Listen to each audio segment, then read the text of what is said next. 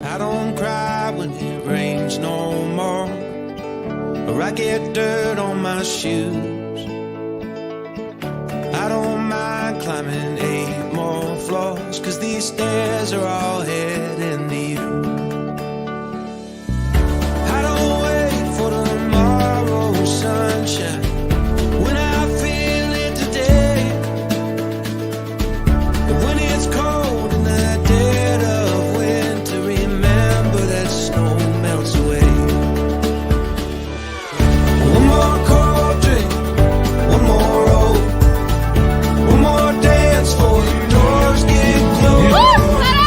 Please remember, enjoy the show. Let's get happy before we get old. We don't need plans or a fancy agenda. Let's just see where it goes. We got no care for the way people stare at the dust and the dirt on our clothes. Hey, my friend, we'll never say Hey everybody, come on in to the Cajun cooking experience. Tonight I'm cooking one of my favorite dishes. The favorite dish is pastalaya. This is Spuddy and we're going to do it the Spud Man way. Pastalaya, I think you're looking for research, find out where pastalaya came from. We have no idea. I even have a theory that somebody was cooking a jambalaya one day and said, man, I don't have any rice. So he threw some pasta in. We have no idea where it came from. It didn't start about really the late 80s, early 90s, until you start seeing things written about pastalaya. So this is a fairly new dish, just a twist on the jambalaya, a little bit different to cook pastalaya than jambalaya. If you want to learn how to cook jambalaya, start with pastalaya. It's going to forgive you. It's going to forgive you because it's easier to cook. Process is the same. Water ratio is a little different. But you say, Luce. So what we're going to do is we're going to make a simple one tonight. We're going to make it with sausage, andouille, and chicken. A lot of times I use pork. Yesterday we had 2 people come here for the Cajun cooking experience. We cooked the jambalaya with sausage, andouille, and chicken. Man, it was awesome. It was out the box. I find cooking the sausage andouille with the chicken just gives a better flavor. This is a dish that's cooked with anything you want. It's an easy dish. You can make it a quick dish to cook. It's all the flavor of your pastalaya is going to be what we do before we put the pasta in. Hey, Joanne. Joanne says she loves the pastalaya rather that than rice. I do too, Joanne. You know why? I'm a pasta freak. I love pasta. I don't care what kind it is. My favorite is the elbow macaroni or the angel hair pasta. Tonight we're going to use just the regular pasta. You can use any kind of pasta you like. You have to be careful with some like bow tie pasta, thin pasta. You have to be real careful. It's really hard to cook with those. All right, Eric.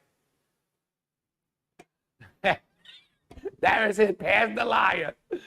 Hey, Jody. So what we're going to do is we're going to start off. Tell you what I'm going to do tonight. I'm going to start off with my sausage. We'll do it a little bit different. And the reason I'm starting off with the sausage is I'm going to take the sausage is going to have more fat than the andouille. So I'm going to take the sausage and put it in, and it's going to help grease my pot. Especially if you have a real fatty sausage. I got the Spud Man sausage. I don't have a lot of fat in it. But you have a really greasy sausage, fry that sausage first and get some of that grease out of there. A lot of the sausages that you'll find on the commercial market, they're going to be really greasy. So you have to be careful with those or you'll get this greasy pastalaya, okay? And what I'm going to do is, I'm going to go ahead and start with this sausage, kind of fry it down a little bit, and I'm going to bring my onions in. This is going to start helping to build my color. While I'm at it, and all right, Michael, Bud Man, pastalaya, you got it, brother. So, and I'm going to bring my andouille in. I'm going to cook this down a little bit. I'm doing it a little different than I normally do it. Notice the difference. I'm always experimenting. I did it this way yesterday, and I've been doing it this way a couple times, and I'm still able to build my color without putting any artificial colors in. And it's giving me that little pot fry on my sausages, which is giving you a better flavor. I've also learned that when I make my gumbos, fry your meat on the side a little bit. before you bring it into your gumbo. It makes a huge difference in your gumbo. You don't have to fry all of it. Fry some of it. Okay? Hey, Laurie. All right, Melissa. Okay. And now, I've got this meat hot. I'm going to go ahead and bring my onions in. These are fresh, homegrown onions grown by my buddy Timmy Bagnell. He's got the biggest garden in Bastrop. He's real proud of it. So he bought me some onions. And I used them yesterday. Damn, they good. Some good old-fashioned Creole onions. Homegrown. So look at this. The sausage is homemade by the Spud Man. Onions grown by Timmy Bagnell. It's pretty good. We got a homegrown dish going here.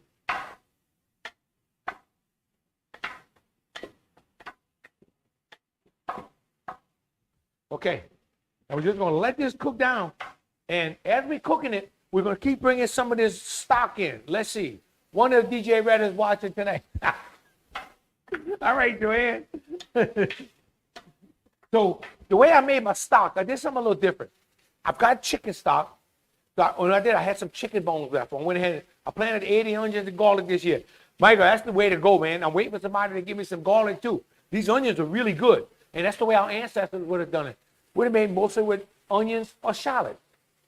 You know, and maybe some parsley. We'd have grew almost stuffing, whatever we had in the garden. That's what we'd have cooked this with.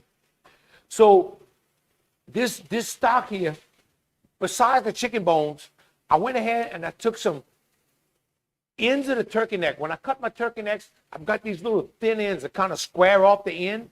So I keep those. They're well smoked, a lot of bone in there, so it gives really good flavor. I put the stems of the parsley. Now, normally I chop the stems up and put them in here, but it's no different than putting it in my stock. My stock is going to have this parsley flavor. Also, I put 4 bay leaves in the stock. So instead of putting the bay leaf in my pastalaya and have to find it, I go ahead and just boil it in my stock. And I have that flavor. And a couple pieces of celery, ends of the celery.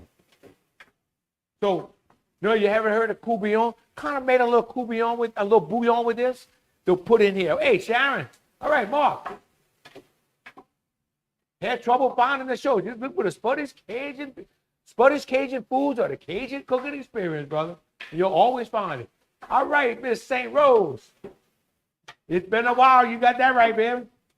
And Sheila's one of my old hometown girls in St. Rose, Louisiana, where I was born and raised. That's where I got my good habits, bad habits, and ugly habits. Okay, now, and I'm going to go ahead and bring my celery in. And I'm bringing these things in that are taking a little time to cook, okay?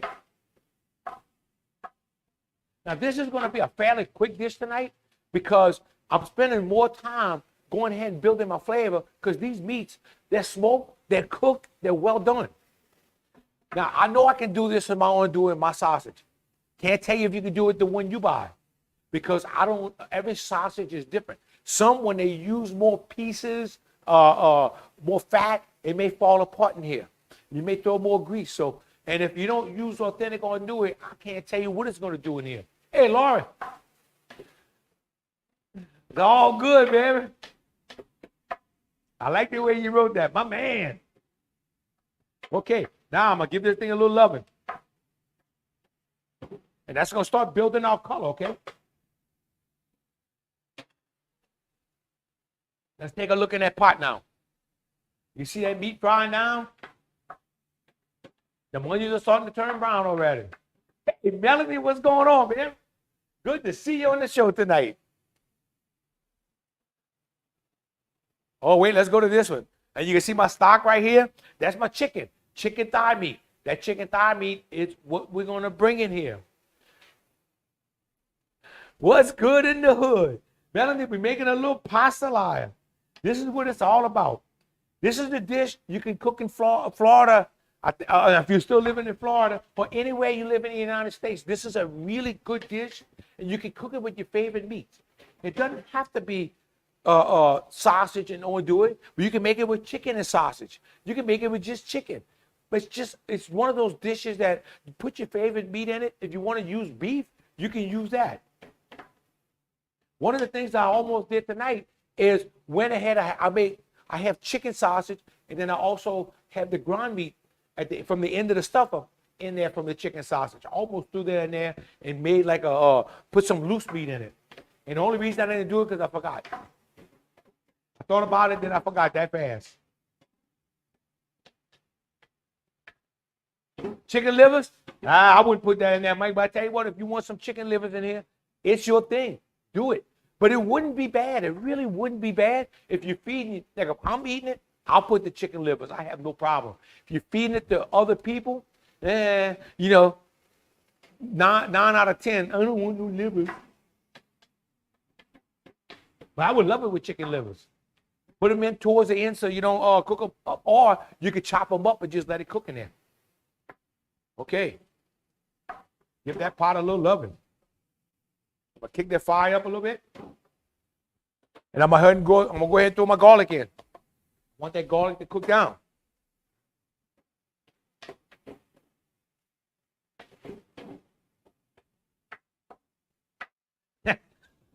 Michael said nobody wants it with the livers. That's just more for him. Well, that's all right, Michael. If you have people that want to come eat and you really don't want them there, put some livers in it. You're going to eliminate at least half of them. Hey, Mildred. So, why Pastalaya? Like I said, it didn't start about the 90s. It caught on. It's cooked all over the United States, different ways. There's even a Maya Pastalaya. And you'll see that recipe a lot in old newspapers. And basically, it's made with linguine pasta, chicken, shrimp, sausages, and they say Cajun spices, whatever that means. Because our Cajun spices are whatever we feel like using. What's our favorite spice? And if they mean pepper so it be hot, then that's just a lot of BS. Why are you using dog meat and not white meat? Lori, good question. So Lori asks why I'm using dog meat instead of white. Number one, it's a personal preference. Number two, the dog meat's always going to have more flavor. So the darker the meat, the juicier the meat. Whereas you get the breast, it's kind of dry. But if you want to use it, if breast meat is your thing, then there's no reason not to use it. But I've always used the dog meat. The dog meat will cook a little longer. Remember, it's coming off the leg. Legs do a lot of work on the chicken. So it's going to be a little tougher meat. You can cook it a little longer. And you'll get more flavor out of it. If I'm going to make like sticky chicken, I'm going to use dog meat so I can keep sticking it. If you use white meat, think about it. White meat's coming off the breast. Breast is not really working hard. It's not a muscle. So it's going to fall apart easier. It's going to be tender. And it's not going to have as much flavor. It's just like the pork I use if I was using pork. If I want a really nice, juicy, tender pork, I use a Boston butt or maybe some temple meat. But if I want a tough pork where I could build me a good gravy, I'll use cushion meat. So if you look at the hog, the top of the shoulder is going to be the Boston butt. Then underneath, there's going to be the cushion meat and the ham. That cushion meat is a muscle. It works hard. And that's the part of the hog that's always working, okay? That's going to be a tougher meat. That's what I make my own do it with. A lot of flavor. And you can cook it a long time. Dog meat will have a better texture in the finished product. There you go, Mike. I couldn't have said it better. Now, sometimes, if I know people like white meat, I'll mix it. And I can remember not long ago, the white meat of the chicken breast, boneless breast, was expensive, and the dog meat, they were giving it away. Now it's flipped. You go in the store and you go to buy the dog meat, everybody's caught on to the flavor of dog meat and the juiciness. So it's flop. This is high, and the breast meat, they're selling it pretty cheap. Lucy, breast is an ornament meant to be breast is an ornament meant to be admired. Okay, y'all got that? I use mostly thighs, but I will ask them to cut up breast. Talk about that pasta. No matter how we eat it, look, it's going to be good no matter what you put in it, because if you're cooking it for yourself, okay? All right. Now we're just going to keep cooking this down and building our color.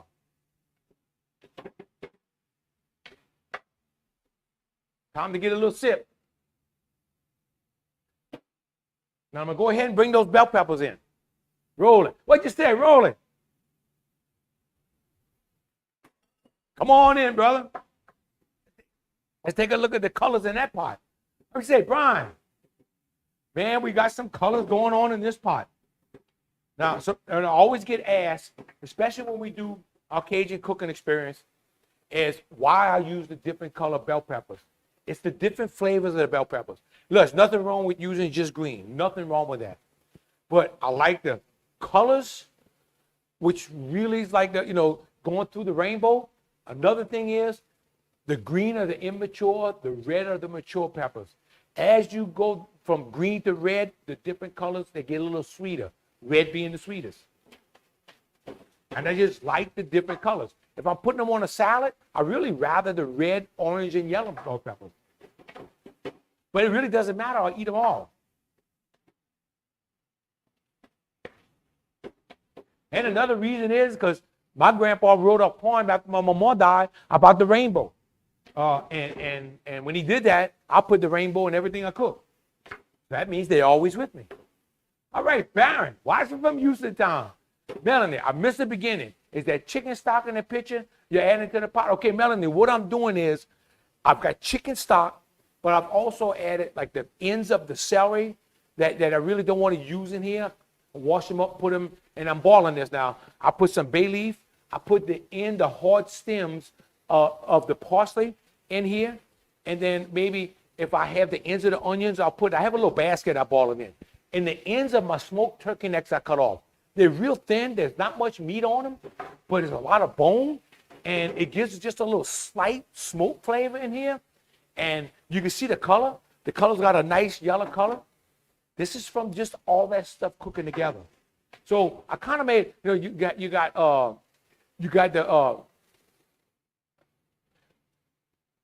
like the bouillon. This is like kind of like a bouillon I'm making. And if you go into French cooking and you had a bouillon like a courtbouillon, short stock, that bouillon was the flavor that they would poach their fish in. This is where I got the idea from.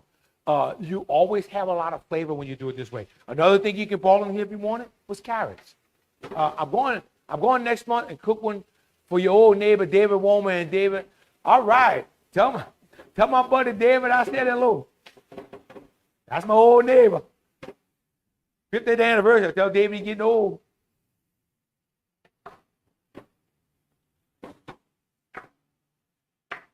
See, he lived in the upper part of Oak Street. That were the older folks up there. All right. I'll drink to that. Give it a little taste of beer. You can see, let's take a look in that pot. You'll start seeing a little, right here, you'll start seeing a little gravy building up. This is going to be our color. This is where I'm getting my gravy from. I had a couple here yesterday. One was from Sweden. The other one was from London. Leary and Damon. So we had them here in Adrian. Leary and Adrian. We had them here, and I found out in Europe they eat very clean. GMOs are not allowed over there where they live at, which I knew, but it surprised me to hear it. Okay, and so they eat very clean. So when they came over here and saw that we were cook farm to table and we were using all fresh ingredients, that was a huge plus, because we really forgotten how to cook fresh, eat just like cook fresh, how to cook clean, because we're so used to ordering. And as soon as you put a canned good in here, cream or something, this, that, you change the whole taste of it. You're bringing some artificial something in it. And remember, if you all put canned goods in, all your cream or whatever you're going to put in, you're adding liquid. You have to allow for that when you're going to get ready to put your pasta. A friend is asking me, what can happen if I make a mistake and add a little bit too much broth? How can you fix it? Well, you say, Brian, Laura, another good question. So one of two things you can do. Remember, pasta is going to forgive you. especially if you're using a thicker pasta. If you use a thin pasta, you're done. But if you use a thicker pasta and you have a little bit too much, after about 15 minutes, stir that pot, you're gonna know. You can take some of the stock out, or what you can do, you can take some out as it's setting, but it's really, really hard to overdo it. And I'm gonna give you the formula in a little bit. If you follow this formula, even if you go a little bit too much, the pasta is gonna forgive you. Especially when you use thick wall, like elbow, you use rotini, the number 4 pasta, you use these pastas, you're gonna be okay. Hey, Sheila, Brian, what's going on? It's been a while. Okay. We're starting to build our gravy down there. Now, the one thing I will bring in, I'll bring in my pastalayas and gumbo. Something I really like is a little beef base. Kind of like a bouillon. You have to be careful when you buy these. Okay? Be careful when you buy them. Check the ingredient list. You don't want any MSG. Number 1, if you can get the low sodium one, if you do get it with a lot of sodium, just be careful when you season your meat. And that's one thing that canned goods bring in. They'll bring in a lot of sodium into your cooking. So you really have to be careful of that.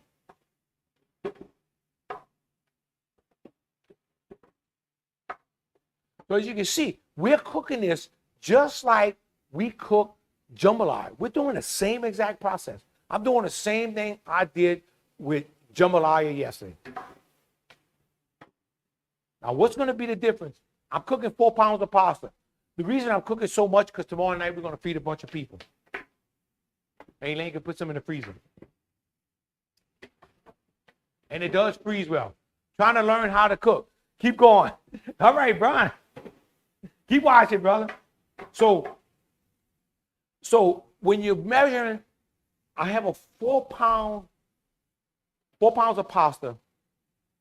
It's 2/3 to 1/3. What I'm thinking, okay, I'm thinking 6-pound jambalaya. The whole time I'm thinking I'm cooking a 6-pound jambalaya.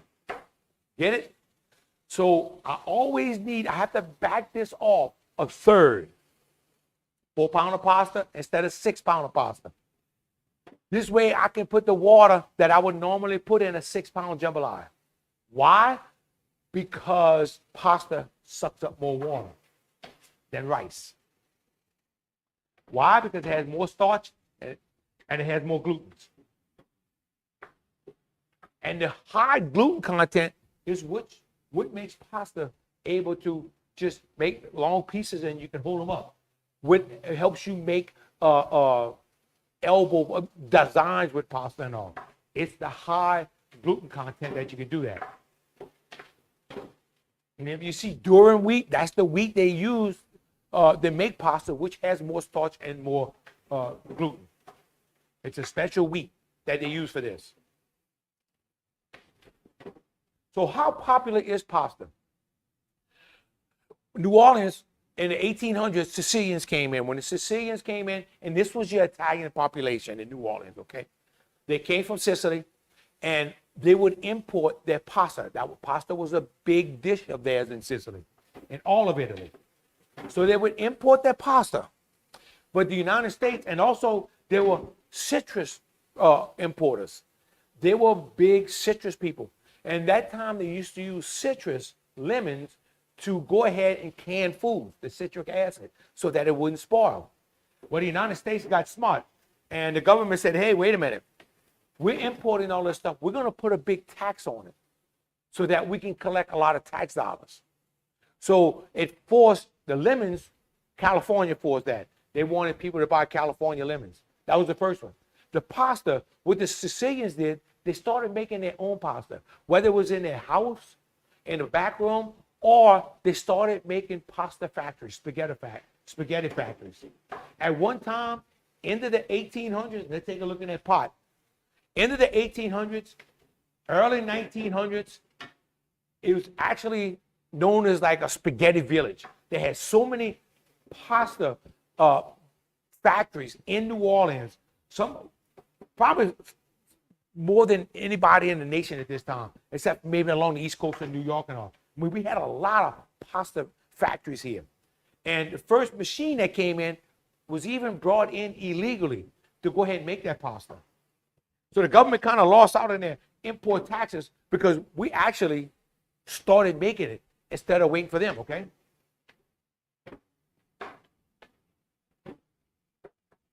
All right, you can see that gravy. Look down here, you see that gravy building like this. All right, this is what we want. So actually the lower French Quarter was actually called the Spaghetti District. And the first equipment to make pasta was snuck in, like I said, was snuck into New Orleans. They snuck it in. If they got caught, well, they'd have been in trouble. Like you said, Billy, yeah, we got them history lessons going tonight.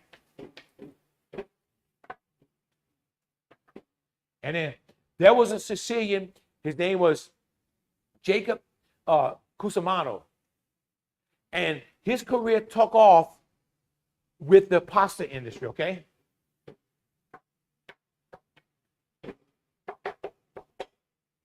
Let's take a peek in that pot again, because this is really looking good. And I'm going to add a little bit more stock. And then you had a citrus trader from Palermo.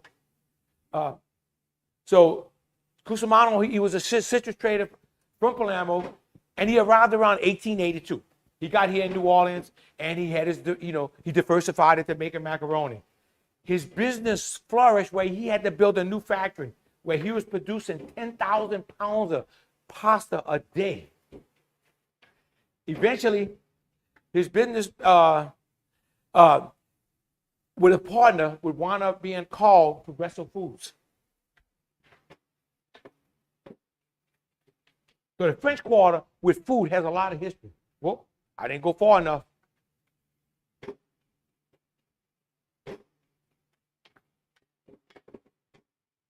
All right, now I'm going to add a little bit more here. I had a lot of Italian pasta factories near me growing up. Where was that at, Michael?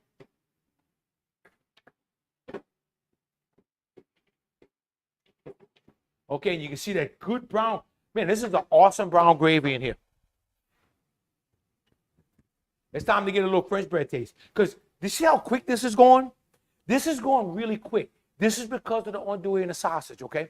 This is really moving along well. If I had pork, we'd be taking a lot longer. Northern New Jersey, yes. Along the East Coast, Mike, you're right.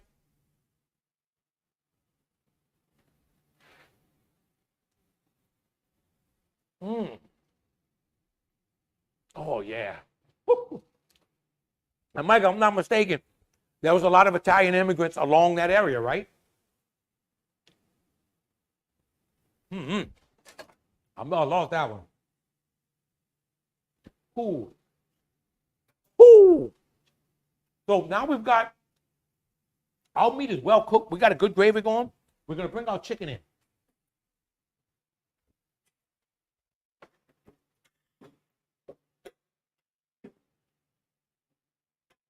Here's our chicken thigh meat.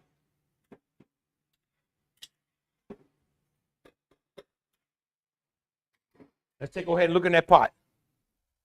You can see them chunks of chicken thigh meat.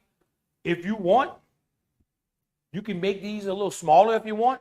I like to cook them big because they're going to shrink a little bit. Okay, I got you, Michael. The show Sopranos was filmed there. Bring a little bit more of the stock in. You got it. So look at this gravy down at the bottom of this pot. Now, this is what you're looking for. This is what's going to make the flavor of your pastalaya right here. If you can build that gravy, bada bing, in 5 minutes from my house, that's indeed. If you can build this gravy like this, that gravy, that flavor is going to transfer into that pasta. Because remember, that pasta is going to suck up a lot of flavor. More than rice. Now the trick is going to be is that when you put the pasta in and you finish cooking it, you want the pasta kind of moist. You don't want to have it where it's dry. We used to cook, I used to do pastalaya, and I did it rotini. I did it with rotini pasta because it was easier to serve at Oak Alley when they had their arts and crafts shows. I would cook that pasta 5, 6, 7 o'clock in the morning. We didn't start serving it to 10 o'clock. So I had to keep it pretty moist, but I couldn't have it so wet that it would get mushy. It was tricky.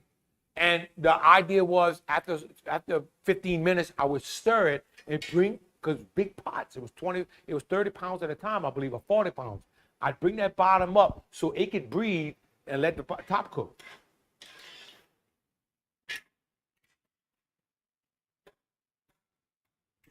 Pasta, the success rate in cooking a pastalaya is going to be good. If you want to get into, you get your new black iron pot and you want to learn how to make a jambalaya, do a pastalaya first. Darren, penne stays moist. Yes, it does, Darren.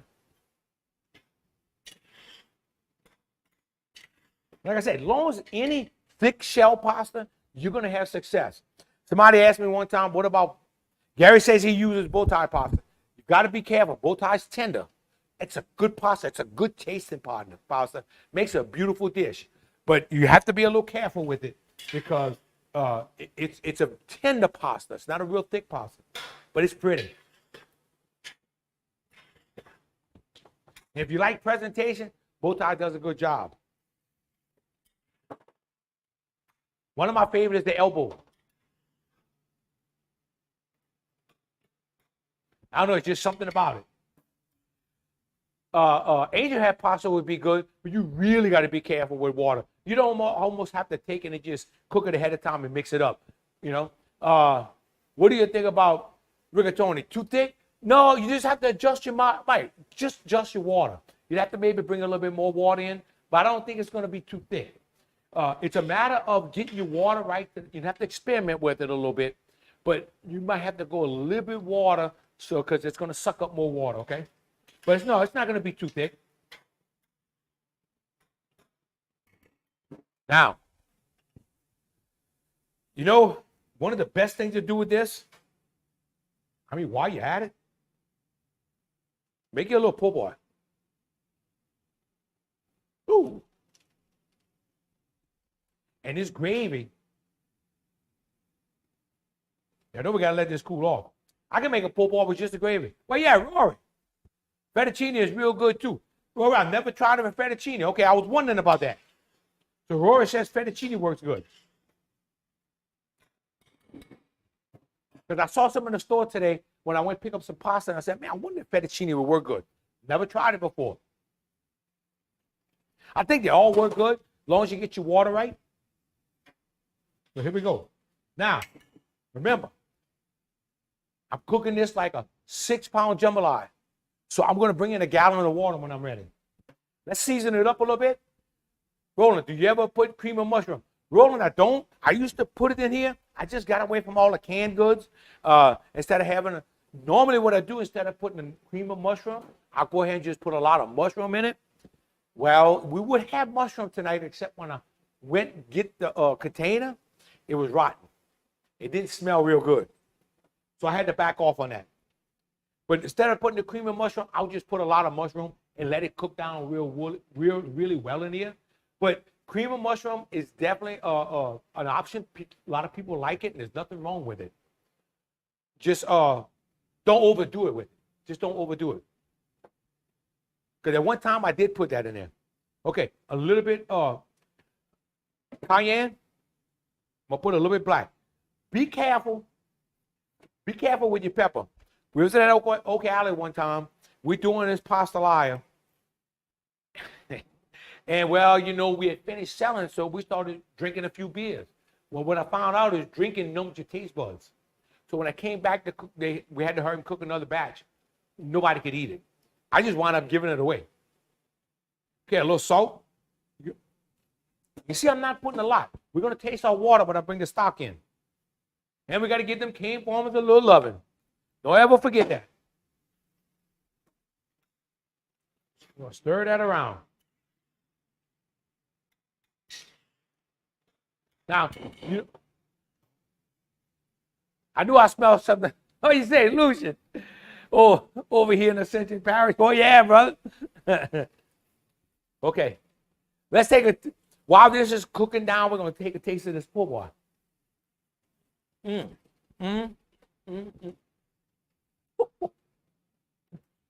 do it for tomorrow morning. Cook a pot of grits. Heat some of this gravy and put it over your grits. Or your oatmeal. Or whatever you like. Man, this is good stuff.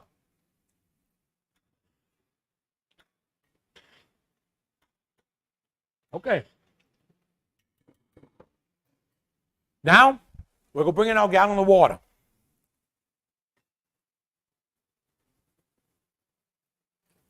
Or I'll stop.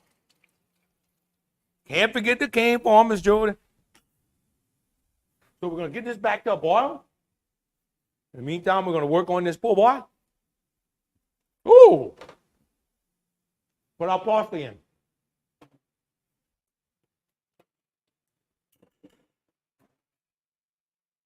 Mm-mm-mm.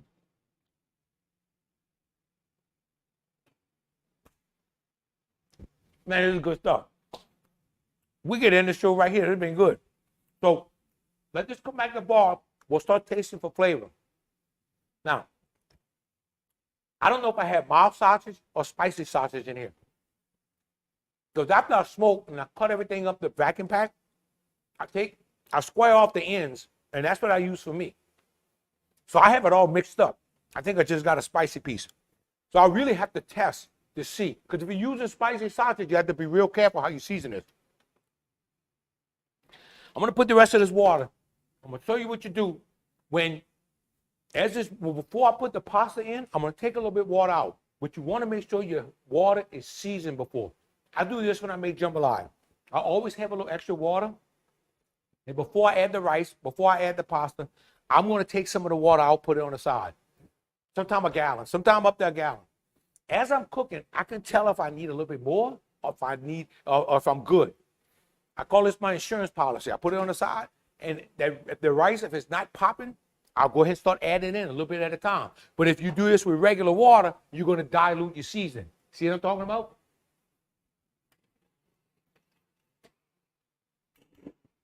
Okay, so we're going to get this back up to a boil. A watch pot never cooks.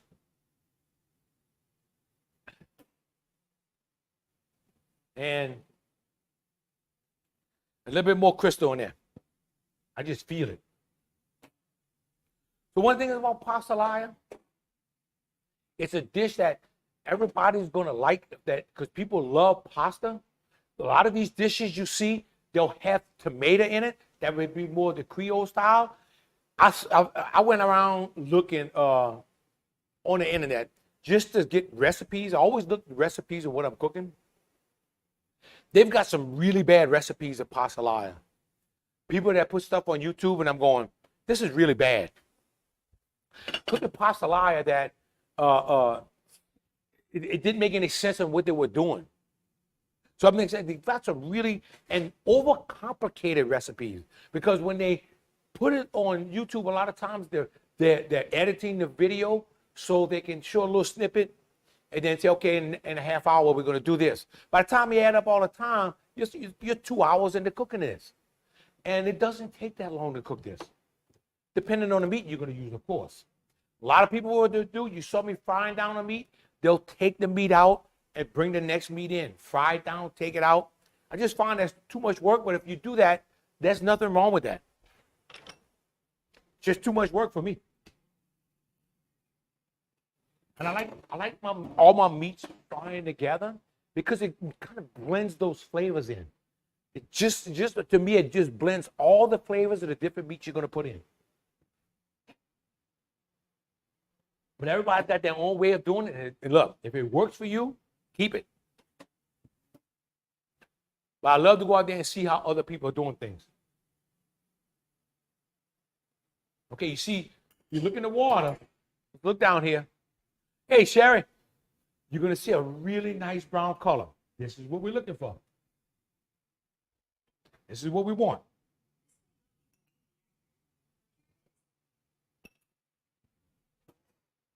Oh, I got Siri talking to me over here. Whatever I said, Siri was picking it up. Siri wants to be part of the show. Ooh. Okay. You want it to taste a little bit spicy, and you want it to taste a little bit salty, depending on your taste. It needs a little salt, because I've gotten to where I backed off a lot of salt, so you can back this off. The stock is going to give it a lot of flavor. If you make a good stock, you don't have to use so much salt. you can back off on your salt. If you buy chicken stock already in the box, man, be careful with the salt. Those things are loaded with sodium. Siri. Michael said Siri wants a shrimp po' boy. She said she didn't quite understand, but she'll take one. Okay.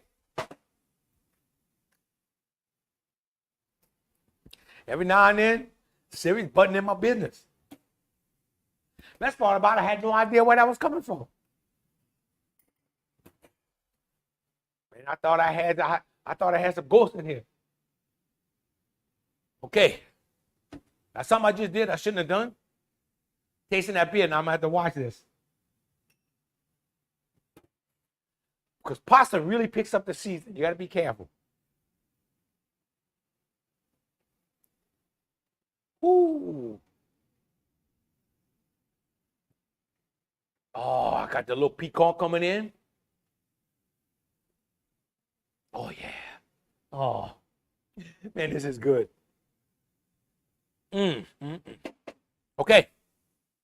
I'm going to add just a touch of salt, and let's go get the pasta in. 4 pounds of pasta. I just said, Joey. Regular, number 4 pasta. Broke some in 2. I broke some in half. Broke some in 3. Break it up like you want. The only thing I like this pasta, I like the real pasta to do this. Problem is, it's hard to serve. So if I'm doing a catering job, I tend not to do this pasta, okay? Only because I'm thinking about serving.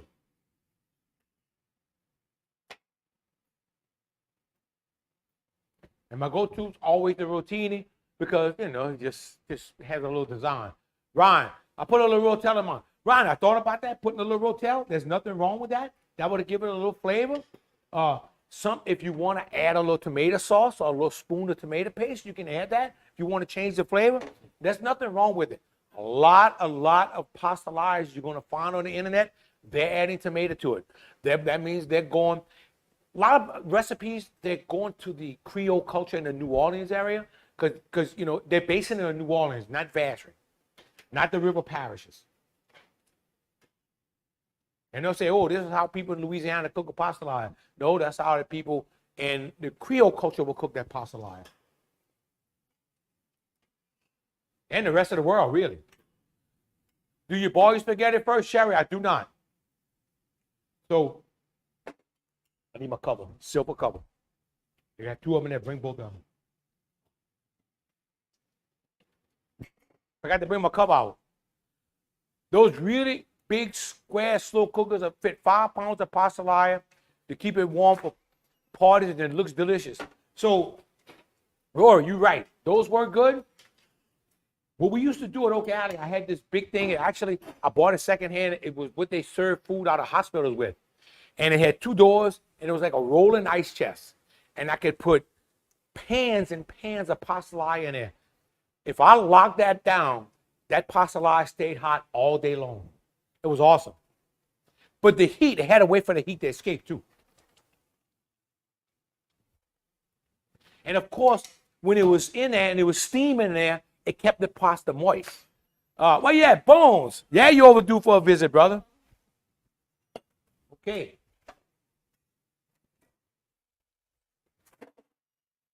Okay. I said I was going to take some water out. Actually, I think I'm good. And what I'm looking for now, I'm going to take a little piece of pasta. I want it al dente. I'm almost there. You're not going to cook the water out of this pasta. I'm going to take out, I'm going to let it cook. Pasta's going to get a little warm, a little soft, but still some crunch in it. If it keeps cooking, it will overcook. It's a fine line. You got it, Joy. It is a fine line. That's why I'm tasting this pasta. You'll see me do this. Okay, it's ready. So what I do now, I turn it off. Some people will leave a low fire. I don't. I turn mine off. I'm going to let it set for 20 minutes. Then I'm going to come back and stir this pot. If it still has a little moisture in it, I'll stir the pot, cover it again. What do you say, Wilson? Cream corn. Wilson say throw a little cream corn in his. So Now some people will leave a little low fire. Some people will put a little plate so the fire's not directly on the pot. There's different ways they do it. I've just come to the point where I kept practicing because these cast iron pots hold a lot of heat. And it's sitting, I don't take it off the hot burner. So it's still, right now, it's still boiling in there. Spuddy, your friends have some cool names. Bones, dude. Man, we got some cool names out here. You ain't heard nothing yet. You wouldn't believe the names we got. I didn't see my buddy Turkey Neck on tonight. Tomorrow we'll have Magoo and Baboo here. We got some names and Pete. That pot's hot, it's still cooking. That's right, Joy. This pot's going to keep on cooking. That's one thing you have to remember about a black iron pot. That's why if you take too much water out, you're done. Now this pasta is soaking up that water. Now if I had jambalaya, I could have cooked more water out. And two things I'm looking for in the jambalaya, I'm watching for the rice to pop. Once that rice pop, then I have to make sure my water should be just about going. I want to leave a little bit in there, cover that pot, and I'm going to turn it off. And in 20 minutes, I'm going to stir it. And then cover it back with another 15 minutes. It's going to be perfect. Okay? Everybody's got their own technique. I learned from Buggy Lamont, they'll leave a little small fire on theirs. Everybody, and it works. It works out perfect for them. Everybody's got a little different technique of the way they do it. So what we'll do is, if y'all want to hang around and wait for it to cook, fine. But we'll put some pictures of this on Facebook. In fact, it's 7:17, so 27 is 10. We got all the way 37, 47. We got to go to 47, 7:47. We got a little while. So any questions on this cooking process? Any questions on Pastalaya or anything else that we're doing? Tell you about our people we had here yesterday. What'd you say, Charmaine? Our people we had here yesterday. Like I said, you have Sweden and London. Really, really interesting people. The lady's name was Leary. And they were awesome, down to earth. I mean, really as down to earth as you can get. And what they were impressed with is coming here and just cooking from the table. It's the way they eat in Europe. It's the way they do it. So they're not used to that. All right, Hollywood. And something she told me, and if you eat clean, if you really watch how you eat, and you get away from processed foods, she told me she's going to spend a week here in the United States. When she goes back, she's going to pay for that for 2 weeks.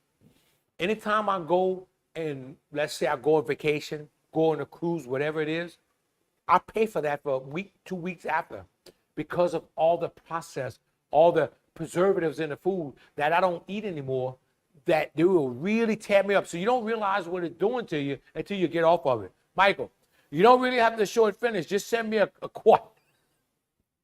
Mike, you got one coming, brother.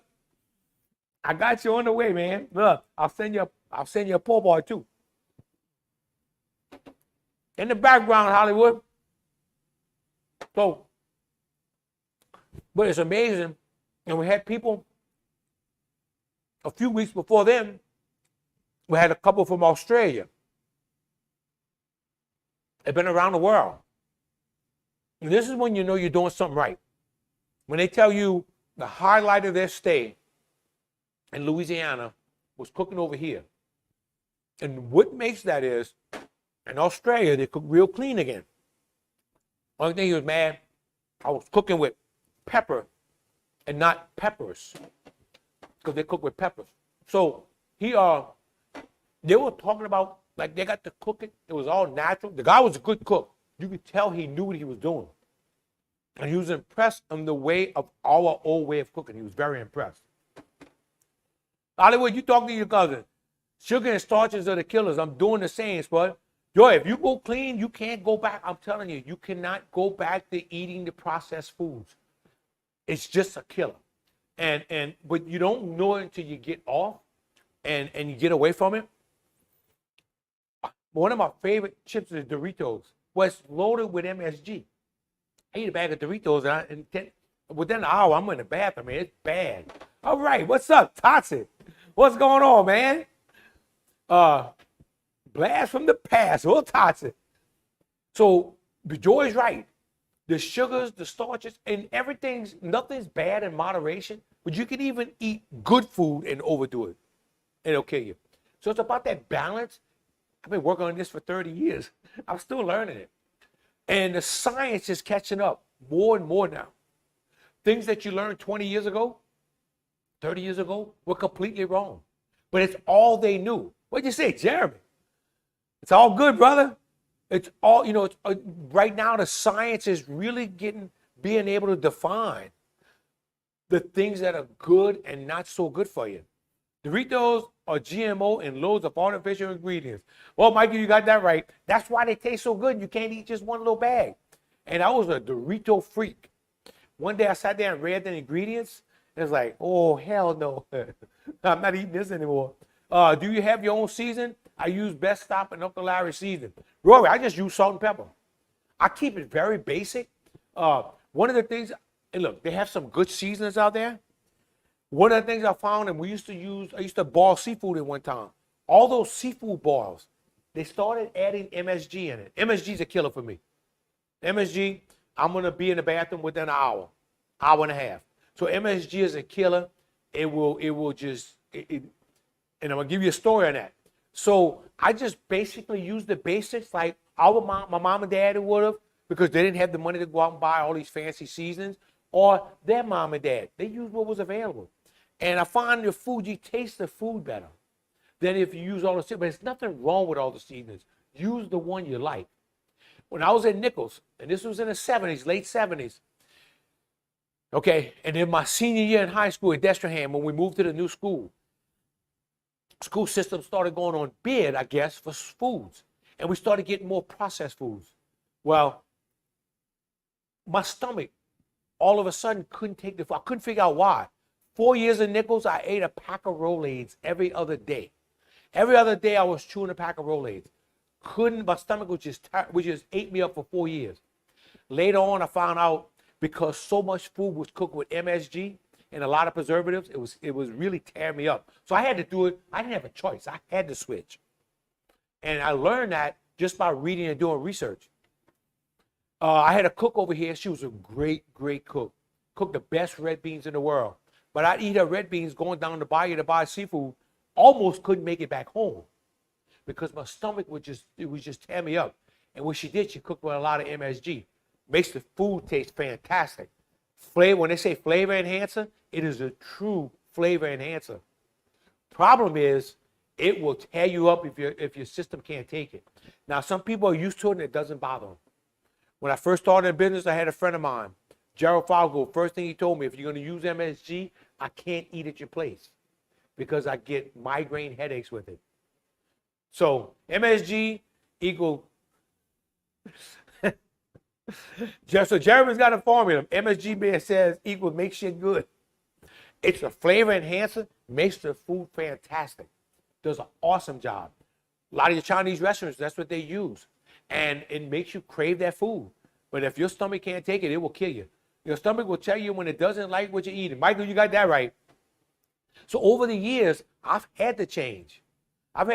Or I just wasn't going to be able to eat. But those 4 years at Nichols were just terrible. It wasn't so much the breakfast that would get me. It would be lunch and then supper. Those two would tear me up. And my last year at Destrehan, when we went to the new cafeteria. Until then, I loved the food in the cafeteria. And then, at Nichols, I'll pay for that meal ticket. I wasn't going out eat something else. I paid for that meal ticket. I was going to eat. I don't care if it killed me. I just invested in Rolaids. I used to buy these things like 3 packs. Go to Nichols every week with 3 packs of Rolaids. I think they were like 25 cents a pack. It wasn't that bad. So one of the things that like I said, people coming here from other countries are impressed of the way that our ancestors actually cooked and using the natural ingredients, cooking with stuff out the garden. That's why when you was coming up, Mom was cooking was so good. And also what she did, she slow cooked. She sat there and just brought this food along real slow. My mama, I can remember, I was still over there in the summers. She'd get up and cook me breakfast, fry me some eggs and hog lard, make me some grits with some good butter on it. Oh yeah, that was some good stuff. And fry me some bacon. But then she would cook lunch. She would be in that kitchen all morning long to 10:30. It was time to eat because she had to watch her soap operas. Man, we had the young, now we, they wasn't that young in the wrestlers, they were the doctors or whoever, whatever was playing. She had to watch her soap operas. So she had to feed us, and then we had to go outside watch her soap operas at 3 o'clock. And then I could have the TV, but she would sit in that kitchen and slow cook everything. Sticky chicken and okra, smothered okra. Man, she would cook that, and I would just smother myself eating it. She was just an awesome cook because of the way she slow cooked everything. And this is what, when Mama would cook something, she especially had a lot of stuff out the garden Daddy cooked, it was about the slow cooking. We all experienced that growing up. We all experienced that growing up. And that's one thing in our culture today is not having time to cook. And so people are really getting back. People are really getting back now to wanting to learn how to cook. And I'm getting young people coming in because they want to learn this process and make time to do it right. So hopefully some of the stuff that I'm teaching every week, that it gets passed on to the next generation, that some of this will hang on because it's a dying art. Our Cajun cooking, our way we do it, we know it because our mamas did it and our grandmas did it, our mama did it, whatever. But from our kids on down, it was all about eat and go, eat and go, eat and go. And when they didn't get what we had, and something's missing. So I'm hoping that this gets passed on. This is my dream, that we can somebody can pick this ball up again. Thanks for the slow cooking. Oh, Jeremy, you got it. I mean, to me, if you don't want to take the time to cook it right, you know the best thing to do? Order it out. Just go pick you something up. But man, if you could just take the time to slow cook it, you're going to enjoy that meal.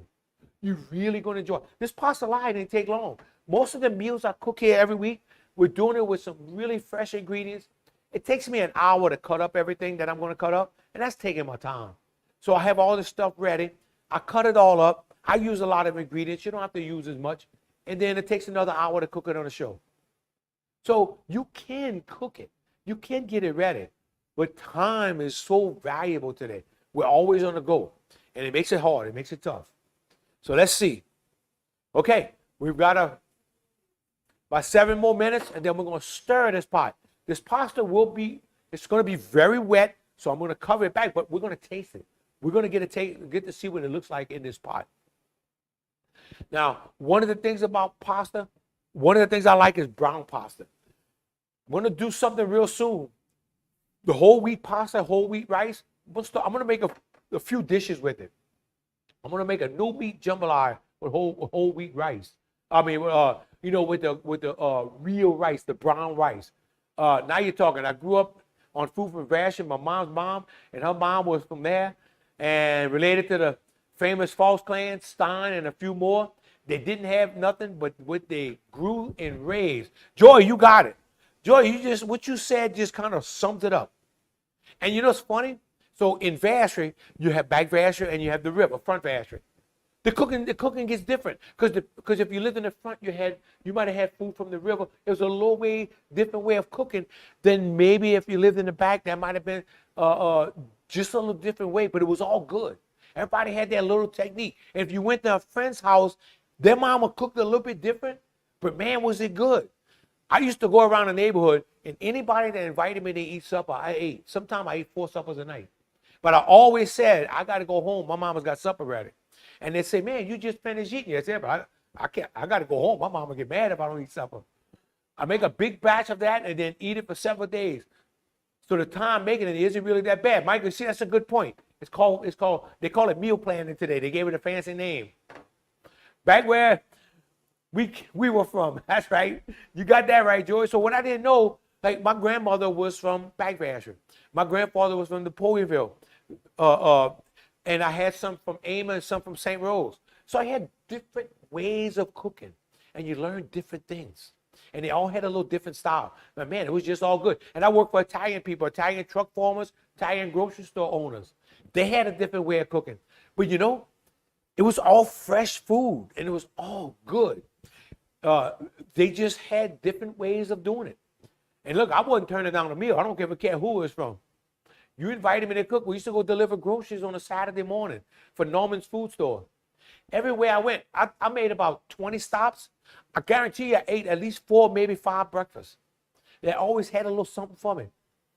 I wasn't bashful. Then if I got back to then one of the deliveries from my mama's house. So she had breakfast. She had breakfast waiting for me. I ate at her too because I wasn't going to tell my mom I wasn't hungry because she wouldn't cook for me anymore. So I wasn't scared to cook for me from anybody. During those days, there was only salt and pepper and very few seasonings grown in the garden. Onions, shallots, and bell peppers, parsley, garlic, bay leaves, and very few things I have forgotten. They started cooking early in the morning and ready at 12 o'clock. It tasted great. Julie, you nailed it. That was it. That's old-time cooking. We don't have to stay in the kitchen all day. The equipment's so much better now. You have stoves that have bigger burners. You have, think about our grandparents and great-grandparents that were cooking on wood-burning stoves. Think about that. I think about the stories of research that people are cooking in New Orleans, and they go and buy food at the French market every day. And they're cooking on wood-burning stoves. Number one, you got to know what the hell you're doing. These stoves, it's iron, it's hot, and you cooking, there's no air conditioning. You're probably in a building separate from the house so you don't burn the house down because a fire can start any time. And you really had to know what you were doing. And these were some great cooks, all with fresh vegetables. Yes, my dad was from Reserve. My mother was raised in Manshot. Man, you like me, Joy, you all over the place. I learned that at the camp. Thank you. Remember my grandmother in the kitchen all morning. Julia, exactly right. And it was such a pleasure. We didn't think anything about it. We took for granted what they were doing for us. But I was just laughing at my grandma because she had to cook, watch all those soap operas, then talk to you after like it was real. I thought she was talking about people. And then at 6 o'clock at night, she'd go sit down, I thought at 8 o'clock, turn her radio on some AM station and do the rosary at night. And I guess that was just to wipe out all them sins she learned on the soap operas. But every night she'd be doing rolling them beads. Gary, no. That would be a big no. Yeah. She'll be eating a lot of this week. And that's one of the things like cooking on my cooking show. I'm going to feed a lot of people tomorrow night. And then, we'll eat on that during the week. Or anybody that wants them. I can give containers to anybody, that wants to have some. So it's all good. Just something I enjoy doing. And I enjoy, if I have to rush to cook, I really don't want to do it. I'm always early. I always get here if I have a catering job. I'll be the first one here. I'll be here 2 hours early. Just so I can set everything up. I've already waken up 2 o'clock in the morning, got my flow going, and I just get it done. I want to take my time. There are a lot of regenerative agriculture YouTubers that are eating what they grow. They claim they are much healthier. Farm the table. Brian, that's it. That is the key. Farm the table. We're going to fly down now. Jeremy, come on down, brother. The key is to farm the table. It's not just a phrase. We're using that fancy phrase right now. But this is how we grew up. This is how we grew up. This is how we ate. And we didn't appreciate it when we were young because, mama had, and you had a certain time to get in. And if you didn't eat, guess what? You went to bed hungry. You learned. You were well trained. When daddy got home, you better be home. But my great grandfather from Vassary spoke French. I was 7 years old before I heard her speak English. She told us she wanted us to learn. Man, that's another thing that's dying. Eating out wasn't an option. Too many mouths to feed. Tim, that was a good. Yeah, Tim comes from a big family. He was raised in Norco. Let me tell you something. You had all these mouths to feed. There wasn't no eating out. There was no place to eat out anyway. But if you was at somebody's house at summertime, they'd feed you. So I guess I was eating out when you went to eat by some neighbor's house or friend's mama's house. Hey, Jackie, what's going on, baby? I knew what you meant, Joy. I'm expanding my garden every year, trying to produce as much homegrown food as I can. Michael, that's the ticket. And you're seeing that more and more. I remember my daddy, and this is with a shovel and a hoe. He had a garden across the street from us. He made a huge garden. And look, one thing about it in them days, if you wanted something, they gave. Everybody gave. But what he would do, he'd go work in his garden every day from work because he was a construction worker. And he had a hunting dog. He was training his dog, so they had a patch of woods behind him. He turned the dog loose, called him Pup. Pup would run rabbits while he's working in his garden. And then when Pup got tired, Pup came in, and it was time for him and Pup to come home. And was one of the best rabbit dogs we had. So while he worked in his garden, he trained his rabbit dogs. They were very creative. Okay, let's see. Okay, 7:35. Let's see what we're looking like. Okay, let's take a look in that pot. And you can see this moisture in there. That's good. Oh, yeah. And you stir this around good.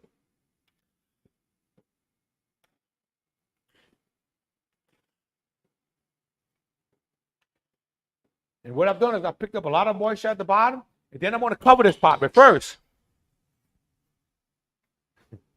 you know we're going to fix a plate.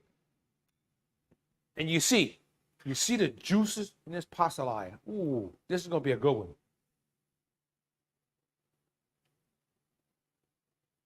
Ooh, this is what's hard about serving the. What I'm going to do, I'm going to take this cover, and I'm going to put it back. That'll sit there, and later on, I'll go ahead and get it out. Uh-oh. I forgot to put a fork. Yeah. Oh. Well, that's my plate of pastalaya. Man, you know what? This has been really good. Just having this time to talk while this was setting. A lot of feedback, man. I appreciate this. This was really a good little session here. And I kind of had that idea on a few shows when we were just waiting for stuff. We sat around talking. This is really good. We learned a lot. But I like Tim. Eating out wasn't an option. First time we went out, we didn't eat out often.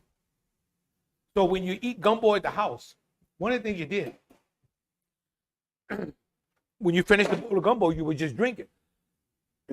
We went to Man Shack. First time I'd been there, and I ordered a bowl of gumbo. Taking a bowl of gumbo and started drinking it out the bowl. Man, my mama started fussing me. I don't know why. I said, Mama, I do this all the time at home. She said, boy, you got to have manners when you go out and eat. What's up, Sassy? Oh, we passed a good time, man. I like that. But you ever create a poem in your... I never have, but that would work real good, Joey. Sometimes eating was an option. You got that right, Mike. All right, let's see. Boy, look at this. That's something went down the wrong way, Jeremy. Ooh.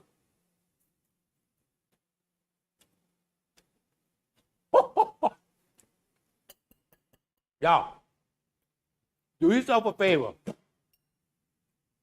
Make yourself a little, when you make your stock, make a little bouillon with it. That's going to add so much flavor to your dish, especially like pasta dish. I'm picking up all the flavors in this stock that I had in there by making that little bouillon. Got to take another taste. Ooh. Little piece of chicken. Ooh. No.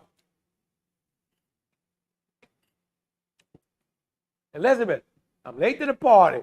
I will have to watch the video from the start. Elizabeth, we had some good conversation. Make sure you watch it.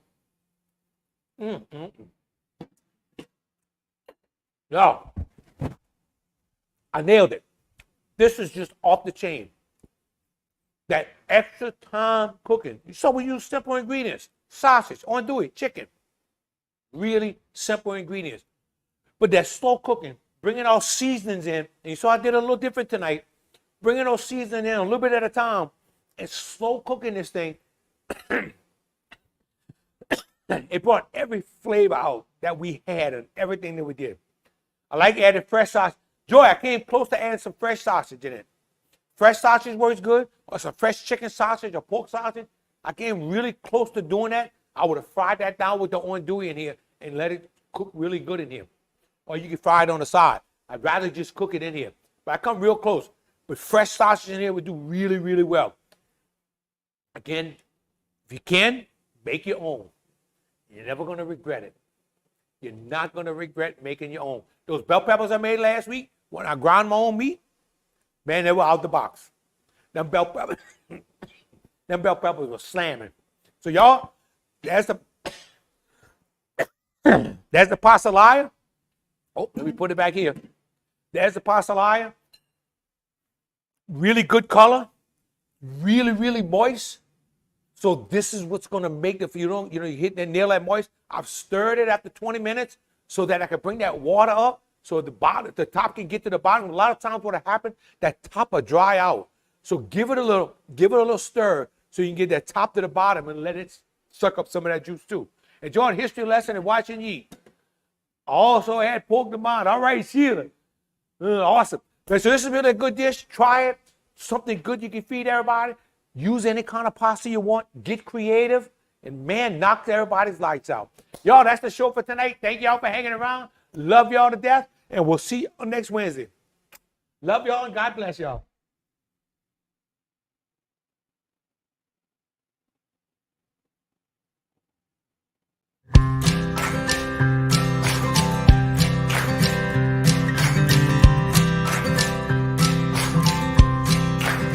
Don't get me wrong.